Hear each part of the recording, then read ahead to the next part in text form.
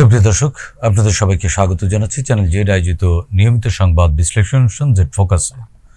আপনাদের সঙ্গে আছে আমি সাইদ খান। আলোচনার জন্য প্রতিদিনের মতো আজ আমাদের সাথে একজন অতিথি রয়েছেন। আমাদের সাথে স্টুডিওতে উপস্থিত আছেন Bangladesh secretariat reporters forum BSRF এর নবনির্বাচিত সাধারণ সম্পাদক, দৈনিক কালের কণ্ঠের বিশেষ সংবাদদাতা ওবায়দুল্লাহ বাদল। বাদল ভাই, আপনাকে স্বাগত জানাচ্ছি। ধন্যবাদ।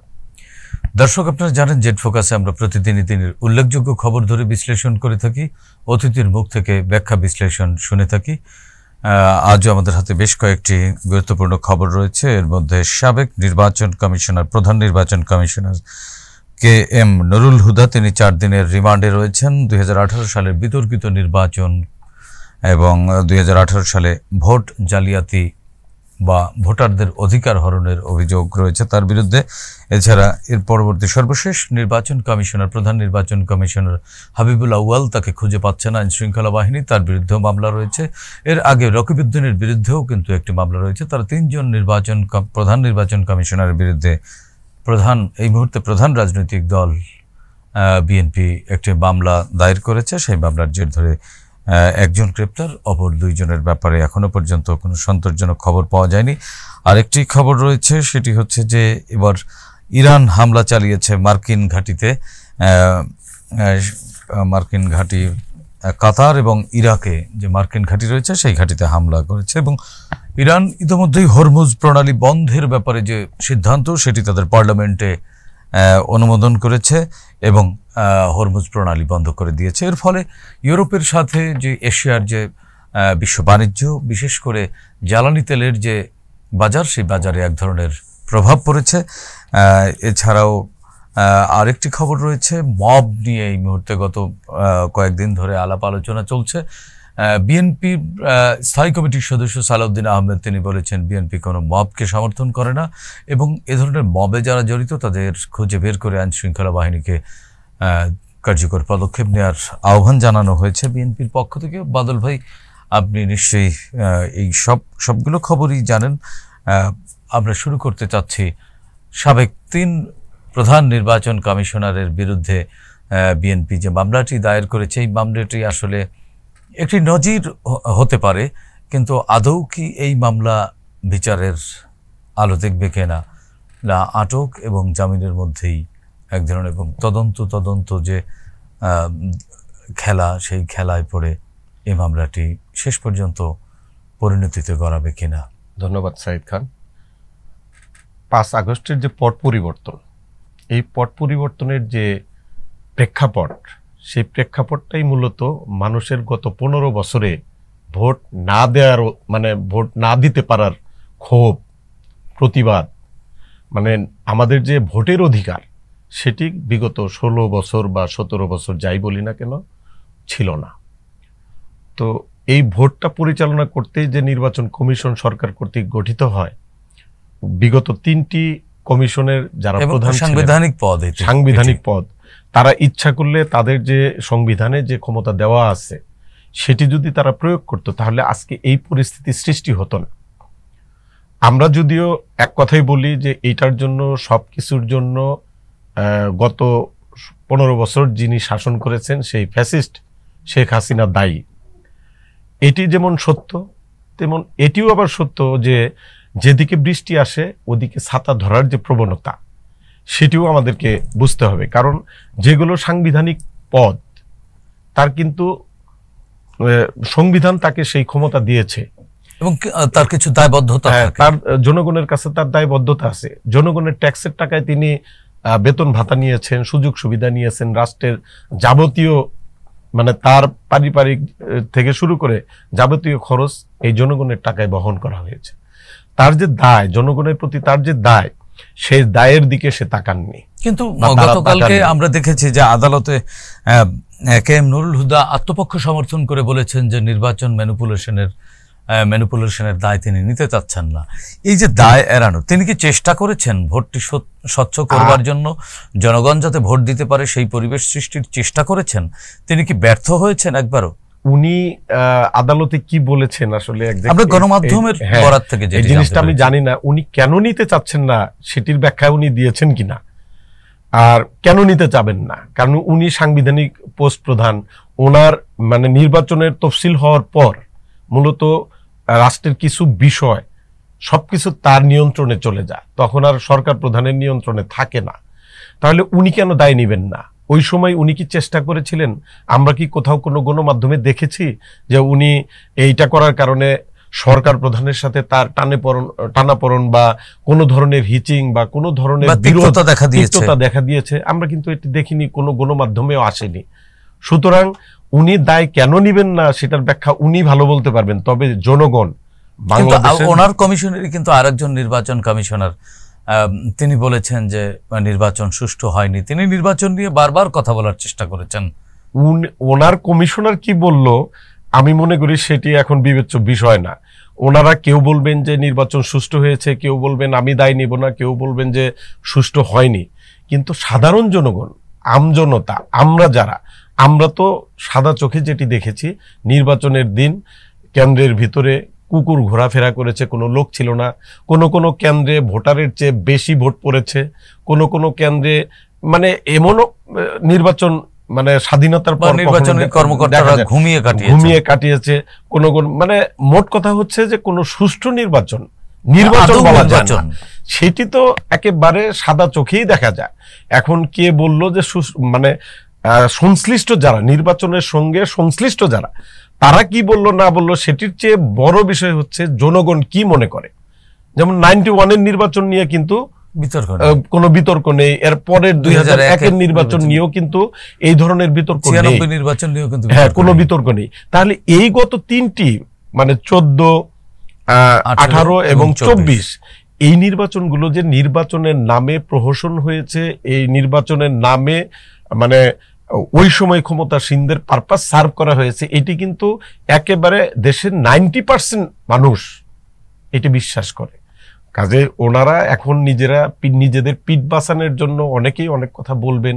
এবং আরেকটি জিনিস, পৃথিবীর কোনো অপরাধী নিজেকে অপরাধী স্বীকার করে না। আসলে যে খুন করেছে, প্রমাণ রেখেছে, তারপরেও কিন্তু আদালতে যে বলে আমি খুন করিনি, আমি নির্দোষ। সুতরাং যারা নির্বাচন কমিশন পরিচালনা করেছেন, নির্বাচন পরিচালনা করেছেন, সিইসি ছিলেন, তারা আসলে কে কি বললো না বললো আমার মনে হয় পাবলিক এটি খুব একটা। হাবিবুল আউয়াল পালিয়ে গেলেন কেন? যদি এরকম দায় নির্বাচন কমিশনের না থাকে, হাবিবুল আউয়াল কেন পালিয়েছেন আপনার কাছে কি মনে হয়? শুধু হাবিবুল আউয়াল কেন, এটি মানে ইমাম সাহেব, বাইতুল মোকাররমের একজন ইমাম সাহেবও কিন্তু 5 আগস্টের পর জনরোষের ভয়ে পালিয়ে গেছেন। সরকারি কর্মকর্তারা কেন ক্যান্টনমেন্টে আশ্রয় নিতে হবে তাদেরকে? আমি যদি আমার দায়িত্বটি সঠিকভাবে পালন করে থাকি তাহলে তো আমার পালানোর কোনো দরকার নেই। সুতরাং যারা পালিয়েছেন, যাদেরকে এখনো খুঁজে পাওয়া যাচ্ছে না, যারা চাকরিরত অবস্থায় আছেন বাট তাদের খুঁজে পাওয়া যাচ্ছে না, তার মানে উনি নিজেই জানেন যে উনি জাতির সঙ্গে প্রতারণা করেছেন, উনি অন্যায় করেছেন, উনি জনগণের প্রতি অবিচার করেছেন। সুতরাং নিজের দোষ নিজে বুঝতে পেরে আত্মগোপনে গেছেন, কেউ পালিয়ে গেছেন, কেউ বা। আরেকটি জিনিস, এই যে মনে করেন KM নুরুল হুদাকে আটকের আগে সাধারণ জনগণ তাকে এক প্রকার মবের মুখে ফেলেছে বলে বলা হচ্ছে, অভিযোগ করা হচ্ছে। এবং একই সঙ্গে গতকালকে যখন ওনাকে আদালতে তোলা হয় তখন ওনার হাতে হাত করা দেখে অনেকে মুক্তিযোদ্ধা বিষয়টিকে সামনে তুলে কেন মুক্তিযোদ্ধার হাতে হাত করা এই বিষয়টি বলবার চেষ্টা করেছেন। কিন্তু মুক্তিযোদ্ধা হয়ে নিশ্চয়ই মুক্তিযোদ্ধা একটি সম্মানের জিনিস এবং জাতির গর্বিত সন্তান, তাদের অবশ্যই সম্মান, সর্বোচ্চ সম্মান আমরা করি জাতিগতভাবে। কিন্তু একজন মুক্তিযোদ্ধা হয়ে যদি অপরাধী করেন তাহলে অপরাধীর হাতে হাত করা পরানো কি আইন শৃঙ্খলা বাহিনীর অপরাধ কিনা? প্রথমত কথা, যিনি অপরাধী তিনি মুক্তিযোদ্ধা, বাইতুল মোকাররমের ইমাম সাহেব অথবা একজন সাধারণ কৃষক, সেটি দেখার বিষয় না। অপরাধী অপরাধ করেছে, অপরাধের প্রচলিত আইন অনুযায়ী বিচার হবে। আর মব জাস্টিসের কথা যেটি বললেন, এটি আসলে আমরা সমর্থন করি না। কোনো বিবেকবান মানুষ, কোনো বিবেকবান নাগরিক মব জাস্টিসকে সমর্থন করে না। কিন্তু যারা বীর মুক্তিযোদ্ধা তারা হচ্ছে জাতির শ্রেষ্ঠ সন্তান, তাদের কাছে মানুষের প্রত্যাশা আকাঙ্ক্ষা অনেক বেশি। মানুষ মনে করে বীর মুক্তিযোদ্ধারা এই দেশকে স্বাধীন করেছে, আমাদেরকে একটি সূর্য মানে দেশকে একটি স্বাধীন দেশ উপহার দিয়েছে। সুতরাং তাদের কাছ থেকে অন্তত আমরা কোনো ধরনের অন্যায়, কোনো ধরনের অবিচার প্রত্যাশা করি না। কিন্তু সেই বীর মুক্তিযোদ্ধাদের কেউ কেউ কতিপয় মানে লক্ষ্যভ্রষ্ট হয়ে যান, তার নিজের প্রতি মানে অন্যায় অবিচারে মানে অন্যায়ের পথে পা বাড়ান, তখন আসলে মুক্তিযোদ্ধা শব্দটি তাদের জন্য মানে তাদের নামের পূর্বে বীর মুক্তিযোদ্ধা বলাটাও আমাদের কাছে দ্বিধাদ্বন্দ্ব দেখা দেয়। মুক্তিযুদ্ধের প্রতি, মহান মুক্তিযুদ্ধের প্রতি এক ধরনের প্রতারণা। একজন মসজিদের ইমাম, তাকে আমরা সবসময় মনে করি যে উনি একদম শ্রদ্ধেয় মানুষ এবং নিরপরাধ নির্দোষ মানুষ, উনি অপরাধ করবেন না। সেই ব্যক্তিটি যখন তার ব্যক্তি দোষে দুষ্ট হয়ে কোনো অপরাধ করে, তখন কিন্তু আর উনি ইমাম হিসেবে অপরাধ করেন নাই, ব্যক্তি অপরাধী। সুতরাং একজন প্রধান নির্বাচন কমিশনার বীর মুক্তিযোদ্ধা হতে পারেন, কিন্তু যখন তিনি ব্যক্তি দোষে দুষ্ট হন, তিনি যখন তার চেয়ারের সম্মানকে ভুলণ্ঠিত করেন এবং যে সংবিধানের জন্য যুদ্ধ করেছেন সেই সংবিধানকেই সে মানে পায়ে মারিয়ে যান, তখন আসলে মানুষ কেউ কেউ হয়তো তাকে মনে করেন যে বীর মুক্তিযোদ্ধার হাতে কেন হাত পরা। বীর মুক্তিযোদ্ধা শব্দের সাথে হাত করার প্রতি আমার দুর্বলতা আছে, এটি যেন কোনো কালেই না হয়। কিন্তু বীর মুক্তিযোদ্ধাদের প্রতি আমি শ্রদ্ধা এবং সম্মান রেখেই বলতে চাই, আপনারা কোনো কাজ করার আগে, অন্যায় করার আগে মাথায় রাখা উচিত যে আমি একজন বীর মুক্তিযোদ্ধা, জাতির শ্রেষ্ঠ সন্তান, এবং এই মানুষের মুক্তির জন্যই তো ওনারা লড়েছেন। আরেকটি বিষয় যে আজকে যখন বলা হচ্ছে মব জাস্টিস, তখন আমরা ঠিক আজকে থেকে যদি বছর 10 পেছনে যাই, তখনও একজন সম্মানিত মানুষ, তিনি ঢাকা বিশ্ববিদ্যালয়ের এমিরিটাস অধ্যাপক প্রফেসর মাহবুবুল্লাহ স্যারকে হাইকোর্টের মধ্যে ওনাকে শারীরিকভাবে লাঞ্ছিত করা হয়েছে, ওনার কাপড় চোপড় ছিঁড়ে ফেলা হয়েছে। এবং একই সঙ্গে আমি আরেকটু যোগ করতে চাই, বরেণ্য সাংবাদিক মাহমুদুর রহমান, দৈনিক আমার দেশের সম্পাদক, তিনি একটি মামলায় হাজিরা দিতে কুষ্টিয়াতে গিয়েছিলেন। আদালত চত্বরেই তাকে কিন্তু ছাত্রলীগ যুবলীগের ক্যাডাররা রক্তাক্ত জখম করেছে এবং হত্যার উদ্দেশ্যেই তার উপরে হামলা করা হয়েছে। একইভাবে আমরা যদি দেখি যে বিএনপি চেয়ারপারসন বেগম খালেদা জিয়া যখন আদালতে হাজিরা দিতে গিয়েছিলেন, তখন কারওয়ান বাজারে ছাত্রলীগ যুবলীগের ক্যাডাররা কিভাবে ওনার উপরে হামলা করেছিলেন। এবং আরও একটু উল্লেখ করতে চাই, বিএনপি মহাসচিব মির্জা ফখরুল ইসলাম আলমগীরকে কাকরাইল মোড়ে কিভাবে ওনার জামা কাপড় ছিঁড়ে ফেলা হয়েছে। এগুলো কি মব জাস্টিস ছিল কিনা? আজকে আমরা মব নিয়ে এত মাতামাতি করছি, যদিও বাংলাদেশে আমরা পরিবর্তিত বাংলাদেশে আমরা মবকে সমর্থন করি না। এখন যে বিবেকবান মানুষরা কথা বলছেন মব নিয়ে বা সিইসি কেএম নুরুল হুদাকে নিয়ে, তখন তারা কথা বলেননি কেন? সাইদ খান এমন একটি প্রসঙ্গ তুলেছেন, আসলে আমার মনের কথাগুলো আপনি বলেই ফেলেছেন।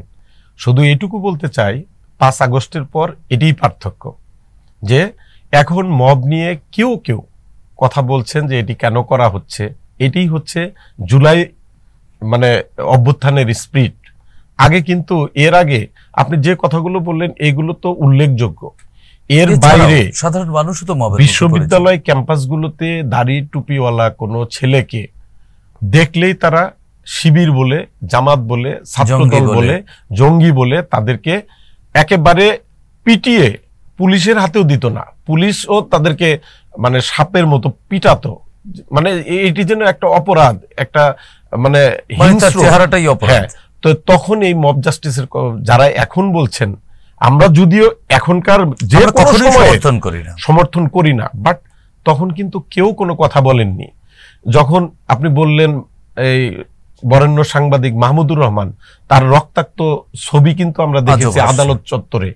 বাংলাদেশের প্রত্যেকটি জেলায় তার বিরুদ্ধে মামলা হয়েছে। সে মজলুম ছিল, বিভিন্ন খানে দৌড়ে দৌড়ে হাজিরা দিয়েছেন, আর সেখানেই ছাত্রলীগ যুবলীগ তৎকালীন ক্ষমতাসীনদের নেতাকর্মীরা তাদের উপর হায়েনার মতো ঝাঁপিয়ে পড়েছে। মাহবুবুল্লাহ একজন শিক্ষক, ঢাকা বিশ্ববিদ্যালয়ের শিক্ষক, তার উপর অর্থনীতিবিদ, এইরকম অনেক বরেণ্য ব্যক্তি। সবচেয়ে বড় কথা, মির্জা ফখরুল ইসলাম আলমগীর, সাবেক প্রধানমন্ত্রী বেগম খালেদা জিয়া, এই যে এইরকম আমাদের জাতির সবচেয়ে মানে সম্মানিত ব্যক্তি, তাদের প্রতি যখন এই জাতীয় হামলা হয়, তখন আমরা দেখেছি ওই সময় আইন শৃঙ্খলা বাহিনীও মানে আড়ালে এবং গণমাধ্যমও কিন্তু বিতর্কিত ভূমিকা পালন করে এবং মূল মানুষ তো গণমাধ্যম দেখাই বন্ধ করে দিয়েছিল যে আমরা টিভি কি দেখবো, বাস্তবে যেটা ঘটেছে গণমাধ্যমে আমরা সেটা পাচ্ছি না। অনেকে তখন থেকেই তো আসলে সামাজিক যোগাযোগ মাধ্যমটি শক্তিশালী হয়ে ওঠে। যখন বাস্তব ঘটনা কোনো গণমাধ্যম আড়াল করে, গণমাধ্যমে তুলে ধরতে পারে না, তখন কিন্তু মানুষ গণমাধ্যম থেকে চোখ ফিরিয়ে নেয়, মুখ ফিরিয়ে নেয়। আসলে গত 15 বছরে দেশের যে অবস্থাটি ছিল, ওই অবস্থার পরিপ্রেক্ষিতে গণমাধ্যমের প্রতি মানুষের আস্থা উঠে গেছে। এবং বাদল ভাই, আমি আরেকটি জিনিস যোগ করতে চাই যে 2014 সালের একটি ওই যে বিতর্কিত নির্বাচনের পর যখন বিএনপি সহ অনেকগুলো রাজনৈতিক দল টানা অবরোধ কর্মসূচি পালন করছিল, তখন বিএনপি চেয়ারপারসন সাবেক প্রধানমন্ত্রী বেগম খালেদা জিয়াকে বালু ট্রাক দিয়ে গুলশানে অবরুদ্ধ করা হয় এবং তখন আওয়ামী লীগেরই আরেকজন মন্ত্রী শাহজাহান খানের নেতৃত্বে শ্রমিকদেরকে নিয়ে তিনি সেই অফিসে হামলা পর্যন্ত করেছিলেন। এবং মাহমুদে আরাফাত তিনিও কিন্তু এই শেখ হাসিনা রিজিমের একজন প্রতিমন্ত্রী ছিলেন, তিনিও কিন্তু লোকজন নিয়ে সেই গুলশান অফিসে, একজন নারী, তিনিও তো একজন বীর মুক্তিযোদ্ধা বেগম খালেদা জিয়া সাবেক প্রধানমন্ত্রী, একজন নারী, প্রায় 70 ঊর্ধ্ব তখন তার বয়স, তার উপরে যখন মব হয়েছিল তখন এই বিবেকবান মানুষরা বিবেকের দরজা খোলেনি কেন? সেটি মানে মিলিয়ন বিলিয়ন ডলারের প্রশ্ন। যে মব জাস্টিস সাধারণত যেভাবে হয় তাৎক্ষণিকভাবে মানে একটা ঘটনা ঘটেই শেষ হয়ে যায়, কিন্তু এই যে আপনি যেটি বললেন যে রেশগুলো তো এখনো বালি ট্রাক, এটি তো দিনের পর দিন, মাসের পর মাস ছিল। এটি কি কোনো মানে আদালত কর্তৃক কোনো শাস্তি ছিল? তা তো ছিল না। এটি ছিল রাষ্ট্র কর্তৃক মব, মানে রাষ্ট্রের সর্বোচ্চ ব্যক্তিরা আইন শৃঙ্খলাকে বৃদ্ধাঙ্গুলি দেখিয়ে তারা তাদের গায়ের জোরে মবের মানে হোতা হচ্ছে তারাই। তখন থেকেই তো মবের শুরু। এখন তো যেটি হচ্ছে এটি ওই যে শুরুটার শেষ পর্যায়ে রেসটা আছে। আমরা চাবো যে আগামীতে এই মব নামক কোনো শব্দ থাকবে না, আমরা এটিকে সমর্থন করি না। তবে যে জিনিসগুলো চালু হয়ে গেছে সেগুলো বন্ধ করতে হবে আমাদের, যেন কোনো মবের সৃষ্টি না হয়। মানুষ অপরাধ করলে সেটি যেন প্রচলিত আইনে তার শাস্তি নিশ্চিত হয়, সেটি আমাদের কাম্য। এবং আইনের শাসন প্রতিষ্ঠার জন্য সরকারকেও তো উদ্যোগ দিতে হবে। আইন তো আর অটোমেটিক কার্যকর হয় না, তাই না? না, সেটি তো অবশ্যই, কারণ আইন কার্যকর করবেই তো সরকারের বিভিন্ন অর্গান। সেই মানুষগুলোরও তো আসলে সেই মানুষগুলোকে আইনের প্রতি শ্রদ্ধা থাকতে হবে এবং নিজের কর্মপরিধির ব্যাপারে তাকে নিশ্চিত থাকতে হবে যে আমি কতটুকু যেতে পারবো, আমার কাজ কি হামলা করা নাকি জনগণের সেবা দেওয়া নাকি জনগণকে রক্ষা করা। এইটি যতক্ষণ না পর্যন্ত আমাদের মধ্যে জাগ্রত না হবে, বিবেক কাজ না করবে, ততদিন পর্যন্ত আসলে আমাদেরকে এই সব অকল্পনীয় জিনিসগুলো দেখতে হবে বলে আমার আর কি ধারণা। মানে সবাইকে সচেতন হতে হবে, সবাইকে সোচ্চার হতে হবে যাতে আইনের শাসন প্রতিষ্ঠা হয়, সেই ব্যাপারে সবাই আন্তরিক হতে হবে। আরেকটি বিষয়, দাবি আদায়ের আন্দোলনে অন্তর্বর্তীকালীন সরকার কিন্তু কাজ করতে পারছে না। মানে নিত্য নতুন দাবি নিয়ে এক এক পক্ষ কিন্তু আসছে। গত কয়েকদিন ধরে আপনি দেখছেন যে শিক্ষক নিবন্ধন সহ নানান ইস্যুতে প্রেস ক্লাব, যেখানে সভা সমাবেশ নিষিদ্ধ করেছে ঢাকা মেট্রোপলিটন কমিশনার প্রজ্ঞাপন জারি করে যে প্রধান উপদেষ্টার বাসভবন থেকে শুরু করে সচিবালয় পর্যন্ত কোনো প্রকার মিছিল, মিটিং বা প্রসেশনস হতে পারবে না। সেই নিষেধাজ্ঞা ভায়োলেট করে দিনের পর দিন কিন্তু এই আন্দোলনগুলো চলছে। এবং সচিবালয়ের মধ্যে যেখানে যাকে ঘিরে আন্দোলন করা যাবে না, সেই সচিবালয়ের মধ্যেও কিন্তু আন্দোলন চলছে। আপনি সচিবালয়ের একেবারে বাংলাদেশের প্রশাসনের হার্টের মধ্যে দীর্ঘ বছর যাবৎ কাজ করছেন, আপনার অভিজ্ঞতা কি বলে? এগুলো কি আসলে ভেতর থেকেই উস্কে দেওয়া হচ্ছে না আদৌ আন্দোলন? আপনি যে বিষয়টি বলছেন, সচিবালয় বললেন, সচিবালয়ে দীর্ঘদিন ধরে আন্দোলন কিন্তু চলছে, অথচ এই এলাকাটিতে কিন্তু এটি একটি কেপিআই। এবং যে সম্প্রতি যে অধ্যাদেশ বাতিলের, সরকারি চাকরি সংশোধন অধ্যাদেশ, এটি বাতিলের দাবিতেই কিন্তু খোদ সচিবালয়ের ভিতরেই আন্দোলন চলমান। এবং তারা গতকালকেও বড় বিক্ষোভ মিছিল করেছে। আজকে হয়তো তারা কর্মবিরতির মতো ঘটনা গতকালকে 2 ঘন্টা ঘটেছে, আজকে কিছুটা বিরতি দিয়েছে, কিছুটা খবর শোনার আশায়, হয়তো যদি সেই সুখবর, তাদের কাঙ্ক্ষিত সুখবর না আসে, তারা আবারও কর্মসূচি ঘোষণা করবে বলে শুনেছি। এদিকে শিক্ষকেরা, এদিকে নগর ভবনের আন্দোলন, এইরকম মানে এতগুলো আন্দোলন। মোট কথা হচ্ছে, আমরা অতীতে যেটি দেখেছি, নির্বাচনের আগে এই আন্দোলনগুলো দাবি দেওয়ার মিছিলে ভরপুর থাকে প্রেস ক্লাব এলাকা বা সরকার সংশ্লিষ্ট দপ্তরগুলোতে। এইবার তারা যেটি বলছে যে 5 আগস্টের পর, এই সরকার আসার পর মানুষের প্রত্যাশাটা বেড়ে যায়। গত 15 বছরে অনেককেই নানানভাবে অন্যায় ভাবে তাদেরকে মুখ বন্ধ করে রাখা হয়েছিল। তখন আর কেউ তার নিজের যে কষ্টের কথাগুলো, দাবির কথাগুলো বলতে পারেনি। এই সরকার আসার পর, গত বছর 5 আগস্টের বিপ্লবের পর, এই সরকার তাদের ব্যাপারে কিছুটা নমনীয় ছিল প্রথম মানে 24 সালটি, এবং এই সময় অনেকেই তাদের কিছু ন্যায্য দাবির সাথে কিছু অন্যায্য দাবিও তারা মানে পূরণ করে নিয়ে যায়। আসলে এখন যারা দাবি করছেন, হয়তো তাদের দাবির যৌক্তিকতা আছে, কিন্তু সেই দাবিগুলো একটা সিস্টেমে তো বাস্তবায়ন করতে হবে।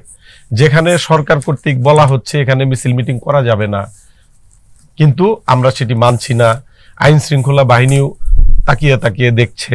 আপনি যে কথাটি ইঙ্গিত দিয়েছেন সেটি আসলে তদন্তের দাবি রাখে, যে এটি কেউ কি উস্কে দিচ্ছে কিনা সরকারকে বেকায়দায়, এই জনগণের সরকারকে বিব্রত করার জন্য। কিন্তু আমাদের একটি নির্বাচনের সম্ভাব্যতা আছে, এবং সরকার এবং রাজনৈতিক দলগুলো কিন্তু এই নির্বাচনকে কেন্দ্র করেই প্রস্তুতিও নিচ্ছে। হ্যাঁ, প্রস্তুতি নিচ্ছে। সেই পরিবেশটাকে ঘোলাটে করার জন্য এর পিছনে কেউ আছে কিনা, এটি আসলে খতিয়ে দেখা উচিত। কি মনে হয়, আপনার অবজারভেশন কি বলে? আমি ব্যক্তিগতভাবে একজন গণমাধ্যম কর্মী হিসাবে আমি বলতে চাই, যেহেতু সরকার প্রধান ঘোষণা করেছেন আগামী ফেব্রুয়ারিতে নির্বাচনটি হবে, আপনারা যদি যারা আন্দোলনকারী তাদের আবেগের প্রতি শ্রদ্ধা রেখে বলতে চাই, তাদের দাবির প্রতি, যৌক্তিক দাবির প্রতি সমর্থন রেখে বলতে চাই, আপনারা যেহেতু গত 16 বছর ধৈর্য ধরেছেন, নির্যাতন সয়েছেন, অবিচারের শিকার হয়েছেন, তাহলে আরেকটি নির্বাচিত সরকার আসুক, নির্বাচনের মাধ্যমে গণতান্ত্রিক উপায়ে যিনি বা যারাই ক্ষমতা আসুক, তাদের জন্য আপনারা একটু অপেক্ষা করেন, এই সরকারকে একটি সুন্দর সুষ্ঠু নির্বাচন করার সুযোগ দেন। তারপরে যে সরকার জনগণ নিয়ে আসবে, নির্বাচিত সরকার আসার পর তাদের কাছে আপনারা তাদের যৌক্তিক দাবিগুলো, বা আপনাদের কাছে যেটি যৌক্তিক আমার কাছে সেটি যৌক্তিক মনে নাও হইতে পারে, সেই দাবিগুলো প্লেস করেন, তারা নিশ্চয়ই বিবেচনা করবে, আলাপ আলোচনার মাধ্যমে সেটি করা উচিত। আসলে এই সময় এই সরকারকে একটি সুন্দর, নিরপেক্ষ, সুষ্ঠু নির্বাচন করতে দেওয়ার পরিবেশ সৃষ্টি করা আমাদের সকলের নৈতিক দায়িত্ব বলেই আমি মনে করি। জি, বাদল ভাই, আরেকটি জিনিস সেটি হচ্ছে যে ডেঙ্গুর প্রকোপ বাড়ছে, এবং করোনায় আমরা গতকালকে দেখলাম 5 জনের প্রাণহানি হয়েছে, মৃত্যুবরণ করেছেন, এবং ডেঙ্গু প্রকোপ এত পরিমাণে বেড়েছে যে দেশের বিভিন্ন প্রান্তে ডেঙ্গু বেশ রোগী বাড়ছে। 24 ঘন্টায় আরও 2 জনের মৃত্যু হয়েছে, এবং অনেক হাসপাতালে কিন্তু বেড সংকুলান হচ্ছে না, এবং এরই মধ্যে বিশেষ করে ডেঙ্গু পেশেন্ট যারা, তাদের কিন্তু স্যালাইন দিতে হয়, সেই স্যালাইনের ক্রাইসিসও আমরা দেখেছি নানান জায়গায়। বাট স্থানীয় সরকার বিভাগ, বিশেষ করে সিটি কর্পোরেশন, পৌরসভাগুলো এখনো পর্যন্ত কিন্তু সেই পুরনো স্থবির অবস্থায় আছে। 5 আগস্ট পরবর্তী সময় ফুল রোল প্লে করছে না বা করতে পারছে না। এটি আসলে কেন মনে হচ্ছে? এটি নানানভাবে যদি আপনি আলাপ আলোচনা করতে যান, মন্ত্রণালয়ের ঘাড়ের উপরেই কিন্তু বর্তায় গিয়ে। একেবারেই সঠিক কথা, দায় দায়িত্ব মন্ত্রণালয়। বিশেষ করে এই সময়ে ডেঙ্গু, করোনা আবার নতুন করে আসছে, এটি কিন্তু আমাদের উদ্বেগের একটি বড় কারণ। আমাদের যে স্বাস্থ্য ব্যবস্থা পর্যাপ্ত লোকে মানে মানুষের তুলনায় পর্যাপ্ত না, আমাদের হাসপাতালগুলো বা স্বাস্থ্য ব্যবস্থাপনা সেটি কিন্তু খুবই দুর্বল। যেটি আমরা 2020 সালের যে করোনার সময়, সেটি কিন্তু একেবারে আমরা স্বচক্ষে দেখার সুযোগ হয়েছে আমাদের সবার। এখনো কিন্তু ওই অবস্থায় আছে, আমাদের কিন্তু কোনো বাড়েনি, বরঞ্চ দিন দিন আরো এগুলো নষ্ট হয়ে যাচ্ছে। তো এই 5 আগস্টের পরবর্তীতে এই কারণটি আমার কাছে যেটি মনে হচ্ছে, একটি নির্বাচিত সরকার থাকলে সেটির কিন্তু একটি কমান্ড, মানে চেইন অফ কমান্ডটা ভালো থাকতো। এই দক্ষিণ সিটি কর্পোরেশন, ঢাকা দক্ষিণ সিটি কর্পোরেশন গত 40 দিন যাবত সেখানে কিন্তু অনেকটাই বলা চলে যে অবরুদ্ধ হয়ে আছে। যদিও আজকে একটি সুখবর যেটি যে কিছু কিছু অফিস খুলে দেওয়া হয়েছে এবং নাগরিক সেবা, এটি আমি আন্দোলনকারী যারা তাদের প্রতি এটি স্বাগত জানাই যে তারা অন্তত শেষ মুহূর্তে হলেও জনগণের কষ্ট, জনগণের সেবার কথা বিবেচনা করে তারা এটি শিথিল করেছে, এই জন্য তাদেরকে ধন্যবাদ জানাই। এবং আমি বলতে চাই যেটি সেটি হচ্ছে যে বিশেষ করে ঢাকা মহানগরে এখানে প্রায় 2 থেকে 2.5 কোটি মানুষ বসবাস করে। এই মানুষগুলোর স্বাস্থ্যসেবা এমনি অপ্রতুল। এই যে মশা, এইগুলো অনেক সিটি কর্পোরেশনের বিভিন্ন এলাকাতে এখনো কিন্তু ঠিকমতো ঔষধ ছিটানো হয় না, বা তারা আসলে এখন তাদের যে জবাবদিহিতার যে আগে একটি জায়গা ছিল সেটিও মনে হয় অনেকটাই শিথিল, যেহেতু নগর ভবন তালামারা, তারা অনেকটাই বলা চলে গা ছাড়া ভাব। কিন্তু জীবাণুগুলো তো গা ছাড়া ভাব নেই, ওদের তো আর তালাবদ্ধ করে রাখা হয়নি, ওরা তো ওদের কাজগুলো করছে। তাহলে ওদের সাথে যদি আমরা ওইভাবেই তালাবদ্ধ থাকি তাহলে আসলে সবচেয়ে বেশি সাফারার হবে, সবচেয়ে বেশি ভোগান্তিতে পড়বে আমাদের জনগণ, আমরা এই ঢাকার বাসিন্দা এবং সারা দেশের পৌরসভাগুলোতেও একই অবস্থা। অধিকাংশ জায়গায় তো প্রশাসক, কিন্তু প্রশাসকরা তো 2-3টা দায়িত্বে নিয়োজিত, এবং এই প্রশাসকগুলো তো তার ওই কাজের জন্যই নিয়োজিত না, এটি তার অতিরিক্ত দায়িত্ব হিসেবে প্রশাসকের কাজগুলো। একজন ইউনোকে একটি পৌরসভার ধরেন প্রশাসক করে দিয়েছে, অথবা এসিল্যান্ডকে। এমনি তো এসিল্যান্ড সংকট তো আমাদের দেশে আছে, একজন এসিল্যান্ড দেখা গেছে 3টা বা 4টা উপজেলার দায়িত্বেও আছে, এরকমও অনেক নজির আছে। তাকে যদি আবার এই পৌর মেয়রের দায়িত্ব দেওয়া হয় তখন তো এটি আসলে, আমি আমার এলাকার খবর জানি যে প্রশাসক সপ্তাহে 1 দিন জাস্ট পৌরসভা কাজটা করেন। তো এখন কাজ তো কাউন্সিলর তো পালিয়ে গেছে, কাউন্সিলররা তো নেই, এবং অনেকগুলো তো বাতিলই হয়ে গেছে, তাদেরকে বাদ দেওয়া হয়েছে। তো এখন সারা দেশের এই পরিস্থিতি, আশা করি সামনে জাতীয় নির্বাচন, হয়তো তার আগেই আরো যদি কোনোভাবে বিকল্প উপায়ে যদি মানুষের এই সেবাগুলো দেওয়া যায়, বিশেষ করে স্বাস্থ্য ব্যবস্থাপনা, খাদ্য ব্যবস্থাপনা, যেগুলো আমাদের নিত্য প্রয়োজনীয়, এই জিনিসগুলো যে সরকারি থাকুক, সেটা প্রশাসক হোক, জনপ্রতিনিধি হোক, যিনিই হন, কিন্তু এগুলো আমাদের মৌলিক চাহিদা, মৌলিক বিষয়, এইগুলো একেবারে আমাদেরকে সচল রাখতে হবে। এই প্রবাহ, এই সরবরাহ যদি নষ্ট হয় তাহলে আমরা আমাদের জন্য খুবই ভয়ঙ্কর দিন সামনে। এবং আপনি দেখেছেন নিশ্চয়ই রাজধানীর বিভিন্ন সড়কে কিন্তু দুর্গন্ধ এবং অপরিষ্কার এবং নানান ধরনের জীবাণু, মানে মানুষের বসবাসযোগ্য নগরী, এমনিতেই তো ঢাকা বসবাসের অযোগ্য অনেক আগে থেকে হয়ে আছে। এই জিনিসগুলো আসলে যারা এখন সরকারে আছেন তারা হয়তো চেষ্টা করছেন, কিন্তু সেই চেষ্টাটির মধ্যে আরো সক্রিয় হতে হবে। পরিচ্ছন্ন পরিবেশ সুশাসনের তো অবশ্যই অংশ, মানে এটি দাবি, জনগণের দাবি নিশ্চিত করবেন পরিচ্ছন্ন না পরিবেশ। কে ক্ষমতায় থাকলো, জনগণ তার চেয়ে বেশি দেখে তার সেবাটা ঠিকমতো হলো কিনা, উনি ঠিকমতো টাকা দিয়ে তার মানে সেবাটা পাচ্ছেন কিনা। এখন আমার দল ক্ষমতায়, বা আমি তো দেখাচ্ছি যে আমার দল ক্ষমতায়, তাই বলে তো আমার কাজ তো বন্ধ থাকবে না, আমার চাহিদা তো বন্ধ থাকবে না, আমার মৌলিক যে চাহিদাগুলো আছে, আমি যে কাজটি করতে চাই সেটি তো বন্ধ থাকবে না। সুতরাং যিনি বা যারাই ক্ষমতায় থাকেন, এই সরকার জনগণের সরকার, এই সরকারের আমরা সবাই মিলে এই সরকারকে এখানে রেখেছি। আমাদেরও উচিত আরো সচেতন হয়ে এই সরকারকে আরেকটু সহযোগিতা দেওয়া, তাদেরকে সেই পরিবেশ তৈরি করে দেওয়া, সেই সাথে নিজেদেরও সচেতন হওয়া। শুধুমাত্র সরকারের উপর চাপিয়ে দিলেই হবে না। আমিও তো সরকারের একজন নাগরিক, বা আমিও তো সরকারের একজন অংশ। আমার জায়গা থেকে যে কাজগুলো করা উচিত বলে আমি মনে করি, আমারটাই আমি করি না কেন?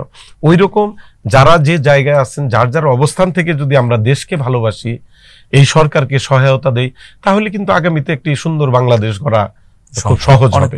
অনেক কঠিন কোনো কাজ না।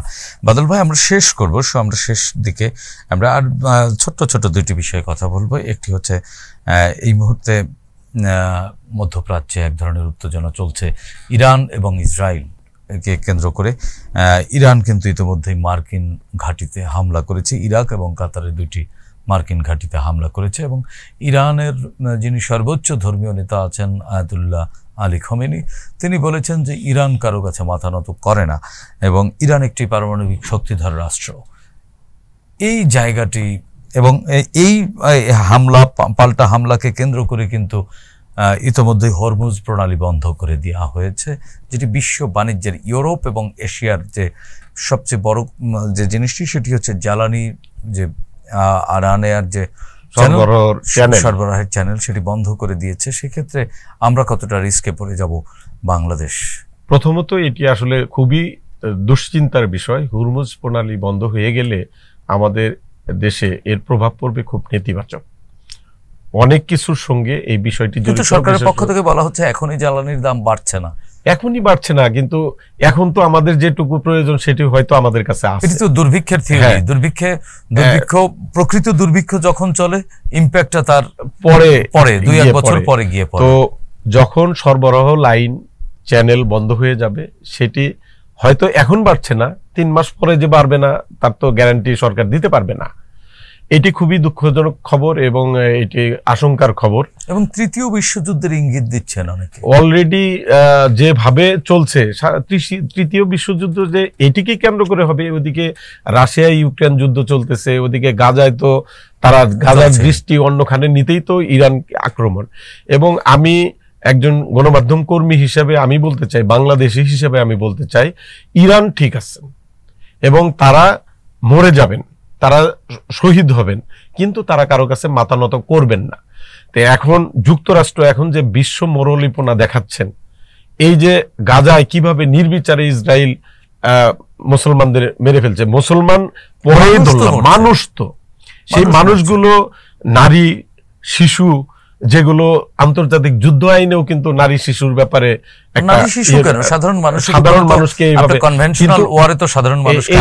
সম্ভবই না, কিন্তু তারা কোনো কনভেনশনাল ওয়ারের কোনো আইন কানুন না মেনেই হাসপাতালে, মসজিদে, মন্দিরে নির্বিচারে মানুষ হত্যা করছে।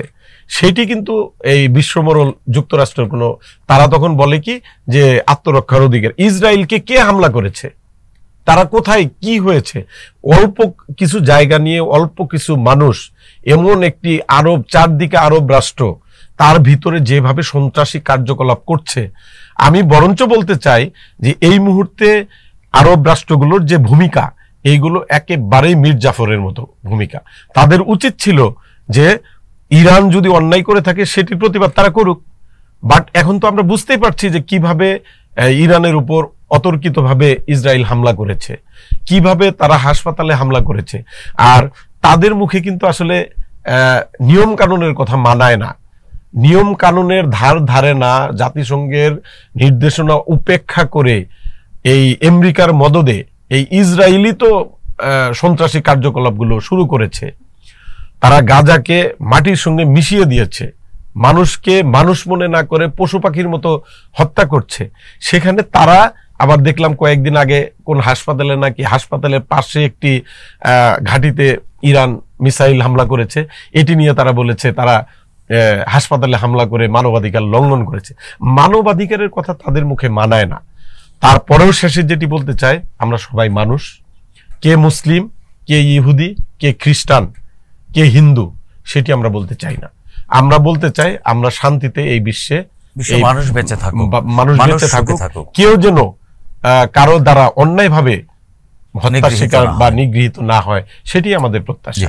বাদল ভাই, আমরা শেষ করব, লাস্ট 1 মিনিট, সেটি হচ্ছে ত্রয়োদশ জাতীয় সংসদ নির্বাচন। আপনি গতকালকে দেখলেন যে গত পরশুদিন অনেকগুলো রাজনৈতিক দল নিবন্ধনের জন্য তাদের কাগজপত্র জমা দিয়েছেন। আমরা প্রত্যাশা করি সবাই নিবন্ধিত হোক, সবাই প্রতীক পাক এবং ত্রয়োদশ জাতীয় সংসদ নির্বাচন অংশগ্রহণমূলক হোক।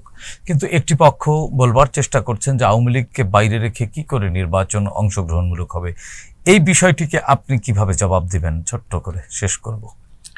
আসলে আওয়ামী লীগ একটি বৃহৎ দল ছিল, আছে, তাদের নেত্রী পালিয়ে গেছেন, তাদের নেতাগুলো মানবাধিক মানে ফ্যাসিস্ট অবস্থানের কারণে মানুষ তাদেরকে প্রত্যাখ্যান করেছে।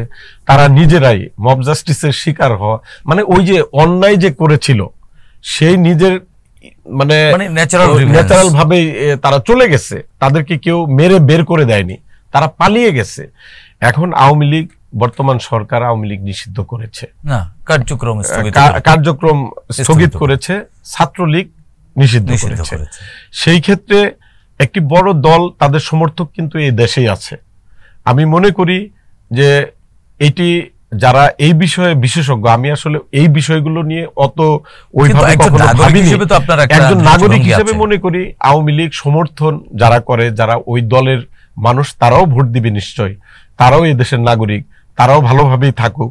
বাট নির্বাচনে তাদের উচিত তাদের বিবেক জাগ্রত করা। গত 15টি বছর মানে তারা আসলে মানুষের কাছে কি নিয়ে তারা যে নির্বাচনে যে ভোটের জন্য যাবেন, কি আপিল নিয়ে জনগণের মুখোমুখি হবেন। জনগণ যখন বলবে যে তোমাদের তো এই তো সেদিন আমার 1400 শিশুর রক্তের এটির কি বিচার করলেন আপনারা? আপনারা যে আমাদের কাছে ভোটের জন্য এসেছেন, আমার ধারণা কোনো বিবেকবান আওয়ামী লীগের কর্মী বা নেতা তারা আগামী নির্বাচনে ভোটের জন্য মানুষের দ্বারে দ্বারে যাবে, সেই যুক্তি বা সেই আপিল তাদের কাছে আছে বলে আমার মনে হয় না। তারপরও একটি বড় দল যেহেতু ছিল, সেটি কিভাবে তাদের সম্পৃক্ত করে একটি অবাধ, সুষ্ঠু, নিরপেক্ষ নির্বাচন অনুষ্ঠান করা যায়, মানে সেই নাগরিক যারা, সেই নাগরিক সমর্থক, তারা তো বাংলাদেশের নাগরিক, যারা অপরাধ করেননি, তারা বাংলাদেশেই আছে, তারাও উৎসব মুখর করুক, পরিবেশে ভোট দান করুক, এটি আমার প্রত্যাশা। হ্যাঁ, দলগতভাবে আওয়ামী লীগ কতদিন পরে আবার মানুষের কাছে মানুষ তাদেরকে ক্ষমা করবে কিনা আদৌ, সেটি সময়ের ব্যাপার, সময় বলে দেবে। তবে আমরা প্রত্যাশা করি এই বাংলাদেশের যত 12 কোটি বা 12.5 কোটি ভোটার যারা, তারা অংশগ্রহণমূলক অংশ নিয়ে এই নির্বাচনকে, ত্রয়োদশ জাতীয় সংসদ নির্বাচন, যেটি আমাদের ভোট দিয়ে একটি সুন্দর নিরপেক্ষ সরকার আসুক, প্রকৃত যে গণতান্ত্রিক উৎসব সেটি ত্রয়োদশ সংসদের উদযাপিত হোক, এটি আমাদের প্রত্যাশা। ধন্যবাদ ওবেদুল্লাহ বাদল ভাই আপনাকে। প্রিয় দর্শক, আমরা বিশ্বাস করি আসলে ভোট উৎসব, যেটি বাংলাদেশের সংস্কৃতি থেকে এক প্রকার বিলুপ্ত হয়ে গিয়েছিল, সেটি ফিরুক। তবে যারা ফ্যাসিবাদী আচরণ করেছে, যারা মানুষকে শাসনের নামে শোষণ করেছে এবং দেশের সম্পদ, জনগণের সম্পদ লুটপাট করে বিদেশে পাচার করেছে, তাদেরও দৃষ্টান্তমূলক শাস্তি হোক এবং প্রচলিত আইন অনুযায়ী তারা শাস্তি, মানে আইন যতটুকু তাদেরকে কাভার করে ততটুকুই তারা রাজনীতি চর্চা করুক। সেক্ষেত্রে আওয়ামী লীগ ত্রয়োদশ জাতীয় সংসদ নির্বাচনে অংশ নিতে পারবে কি না পারবে, সে সিদ্ধান্ত বাংলাদেশের জনগণের এবং বাংলাদেশের প্রচলিত আইন সেই পথ সুগম করবে বলে আমরা বিশ্বাস করি। তবে ত্রয়োদশ জাতীয় সংসদ নির্বাচনের পর বাংলাদেশ যেন কাঙ্ক্ষিত গণতন্ত্রের সড়কে আবারও মাথা উঁচু করে দাঁড়াতে পারে, সেই প্রত্যাশা ব্যক্ত করে আজকের মতো এখানেই শেষ করছি। সবাই ভালো থাকুন, সুস্থ থাকুন, চ্যানেল জেডের সঙ্গেই থাকুন। খোদা হাফেজ।